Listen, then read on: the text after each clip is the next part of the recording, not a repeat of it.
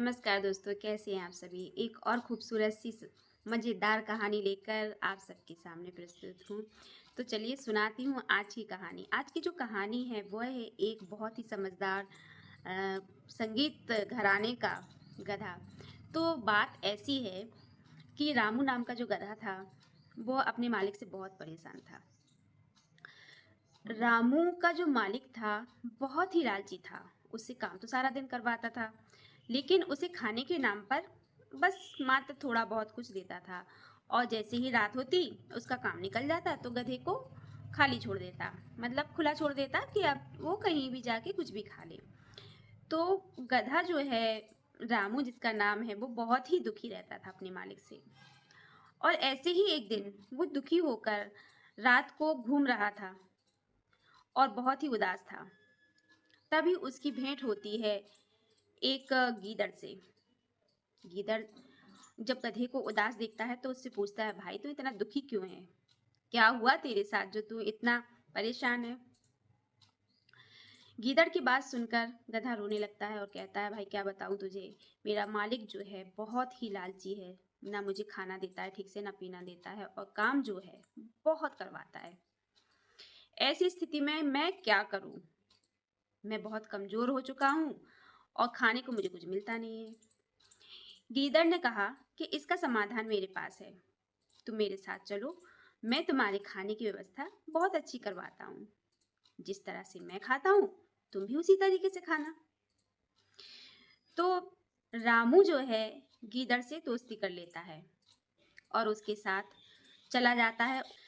रामू की और गीदड़ की जो दोस्ती हो जाती है तो वो फल और सब्जी के जो खेत थे, जहाँ पर खीरे, टमाटर, तरह तरह की सब्जियां उग रही थी, जहाँ से गीदड़ अपना पेट भरता था, वहां पे रामू को ले जाता है। रामू बहुत ही खुश होता है क्योंकि उसने बहुत दिनों के बाद पेट भर के खाना खाया था और इतनी ताजी हरी सब्जियां उसको खाने को मिली थी। तो वो बहुत ही खुश हो गया, उसका पेट भर गया और पेट भरते ही वह अपने मालिक के यहाँ वापस चला गया। दूसरा दिन हुआ, रामू फिर गया गीदड़ के साथ और वहीं पे खाना खा के वापस पेट भर गया जैसे ही उसका, तो वो अपने मालिक के यहाँ चला गया। ऐसे ही कई दिन बीतते गए। रामू का पेट भर जाता और वह बहुत ही हष्ट पुष्ट हो गया। ऐसे ही एक दिन जब वह खाना खा रहा था तो वो अपने पुराने दिन याद करता है कि मैं पहले कितना कमजोर हुआ करता था, खाना नहीं मिलता था, अब मैं कितना खुश हूँ, अब मैं मेरे शरीर में ताकत आने लगी है। और वह खुशी से जो है झूमने लगा।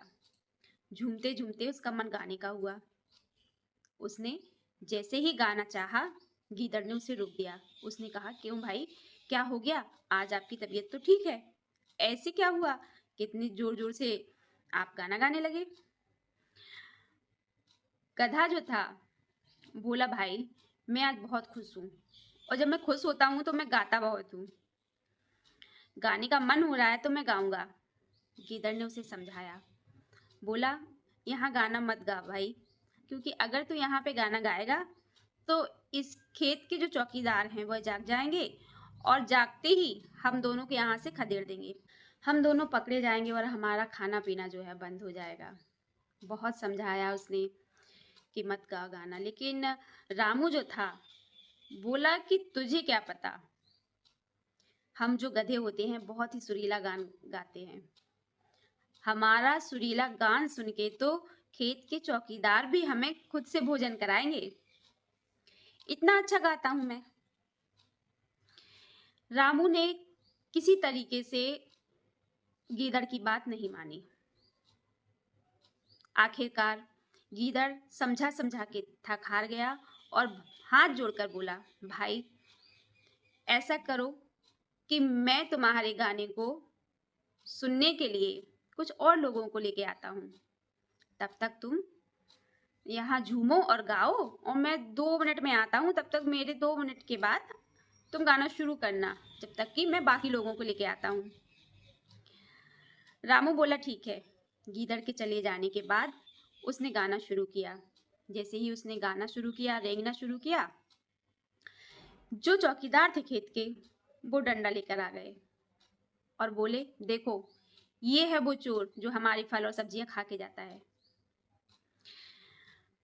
लास्ट में होता क्या है कि रामू पकड़ा जाता है, उसका खाना पीना बंद हो जाता है और उसकी बहुत पिटाई लगती है।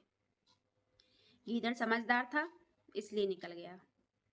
उसने समझाने की बहुत कोशिश की लेकिन वो नहीं समझा। तो होता क्या है ना दोस्तों, कई बार हमारे जीवन में ऐसी सिचुएशन आती है, ऐसी परिस्थितियां आती हैं कि हमारे अपने जो होते हैं, हमारे शुभ चिंतक जो होते हैं, वो हमें समझाने का प्रयत्न करते हैं, लेकिन हम जो है अपनी मनमानी करते हैं। और जब हम अपने शुभ चिंतकों की बात नहीं सुनते हैं तो परिणाम उसका अच्छा नहीं होता। जिस तरीके से रामू के साथ हुआ कि उसने अपने दोस्त गीदड़ की बात नहीं मानी और लास्ट में उसकी बहुत पिटाई हुई। इतनी पिटाई हुई कि उसे अधमरा करके खेत से बाहर फेंक दिया गया। दोस्तों, इस कहानी से हमें यही शिक्षा मिलती है कि जब हमारे शुभचिंतक हमें समझाते हैं, हमारे अपने, हमारे माता पिता, तो हमें उनकी बात को समझना चाहिए। ये कहानी आप सबको कैसी लगी हमें कमेंट करके ज़रूर बताइएगा और चैनल को सब्सक्राइब ज़रूर कीजिएगा, फॉलो ज़रूर करिएगा और जो भी आपके सुझाव हैं हमें कमेंट बॉक्स में ज़रूर लिखते रहिएगा। इसी तरह की और कहानी के साथ मिलती हूँ आपसे एक और कहानी के साथ एक और एपिसोड में। तब तक के लिए नमस्कार।